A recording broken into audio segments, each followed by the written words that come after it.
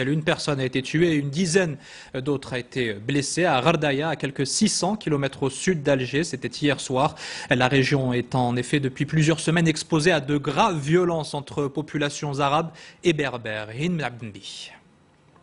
Les violences intercommunautaires continuent à Ghardaya en Algérie. Dans cette ville située à 600 km au sud d'Alger, une personne a été mortellement poignardée hier et des dizaines d'autres blessés dans une nouvelle vague d'affrontements entre représentants de la communauté chamazir mozabite et les Sha'anbah arabes malékites. Selon des sources médiatiques et des militants des droits de l'homme, de graves débordements auraient été enregistrés. Les émeutiers auraient utilisé des armes blanches alors que les forces de l'ordre auraient eu recours aux bombes lacrymogènes et aux balles en caoutchouc pour dissuader les deux camps.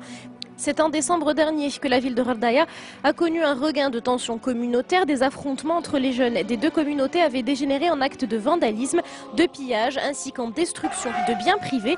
Il y a quelques jours, le Premier ministre algérien Abdelmalek Sellal et les représentants des deux communautés avaient convenu d'une série de mesures devant permettre le retour à la normale à Ghardaya et notamment la création d'un conseil de sages. Mais les tensions communautaires ont tout de même repris et les militants des droits de l'homme accusent les forces de sécurité d'enflammer la situation en ciblant les Mozabites lors des interpellations, alors que la destruction des biens privés, en plus de celle des biens publics, les a plus particulièrement touchés.